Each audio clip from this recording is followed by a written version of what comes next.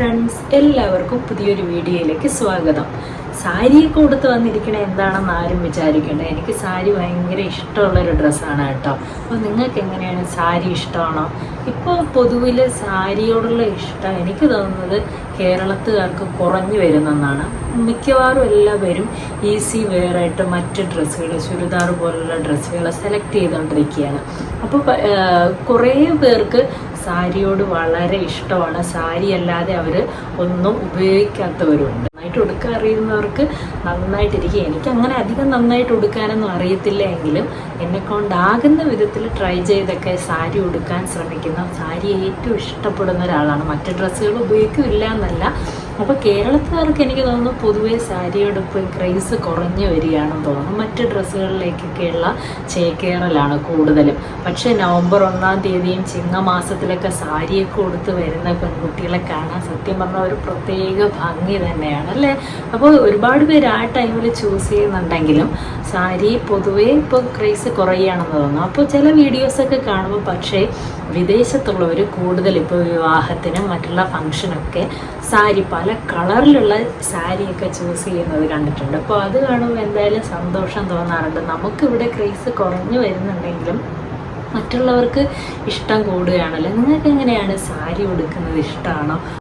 സാരിയോട് ഇത്രയും ഇഷ്ടമൊക്കെ ആണെങ്കിൽ എനിക്ക് സാരി കളക്ഷൻ വളരെ കുറവാണ് കേട്ടോ. ഒരു 3-4 സാരിയെ ഞാനായിട്ട് വാങ്ങിച്ചിട്ടുള്ളൂ. ബാക്കിയെല്ലാം അമ്മയുടെ സാരികളൊക്കെ കൊടുത്ത് അഡ്ജസ്റ്റ് ചെയ്യുകയാണ് പതിവ്. അപ്പോൾ അമ്മയുടെ സാരികളിൽ എനിക്ക് കുറേ കളർ കോമ്പിനേഷനൊക്കെ ഭയങ്കര ഇഷ്ടമാണ്.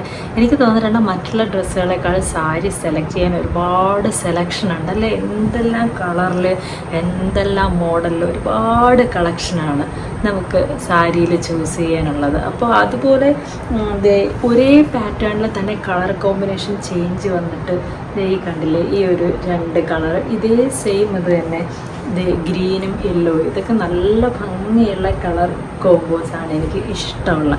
ഇത് പ്ലെയിൻ സാരീസ്, അങ്ങനെ സാരി എന്ന് പറയുമ്പോൾ ഒരു വെറൈറ്റി, ഒരുപാടൊരു വലിയ ലോകം തന്നെയാണ്.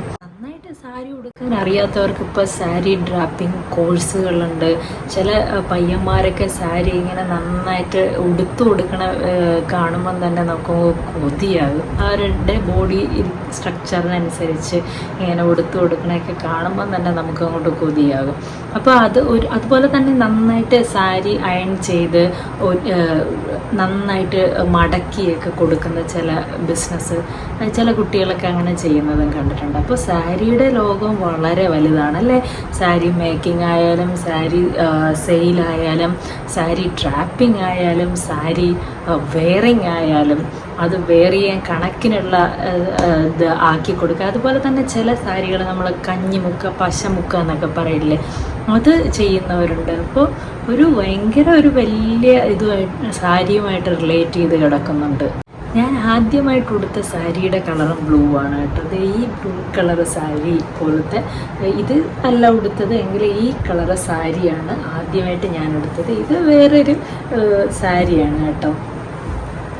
അതുപോലെ തന്നെ ഈ ഗ്രീൻ കളർ, ഇതൊക്കെ നല്ല ഭംഗിയുള്ള കസവോട് കൂടിയ സാരി, ഇതൊക്കെ എനിക്ക് ഭയങ്കര ഇഷ്ടമാണ് കേട്ടോ. ഈ ഒരു കളറിൽ ഈ ഒരു കളറോടെ ചേരുമ്പോഴേക്കും ഒരു പ്രത്യേക ഭംഗി തന്നെ അല്ലേ ഈ സാരിയൊക്കെ കാണാൻ വേണ്ടിയിട്ട്. അപ്പോൾ ഇത് ഓരോന്നായിട്ട് ഇങ്ങനെ ഉടുക്കണതും, സാരി ഡ്രാപ്പ് ചെയ്യാൻ എനിക്ക് നന്നായിട്ട് അറിയില്ല എങ്കിലും സാരി നന്നായിട്ട് ഉടുക്കണതൊക്കെ എനിക്ക് ഭയങ്കര ഇഷ്ടമുള്ള കാര്യമാണ്. നിങ്ങൾക്ക് എങ്ങനെയാണ്?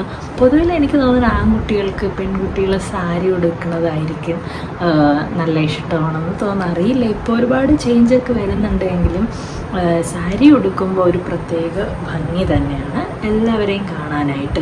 നിങ്ങൾക്ക് അങ്ങനെ തോന്നാറുണ്ടോ എങ്കിൽ കമൻറ്റ് ചെയ്യണം കേട്ടോ. വീഡിയോ ഇഷ്ടമായാൽ ലൈക്ക് ചെയ്യണം കേട്ടോ. പിന്നെ ചാനലിലൂടെ എല്ലാവരും കയറി നോക്കി സപ്പോർട്ട് ചെയ്യണേ. ബൈ.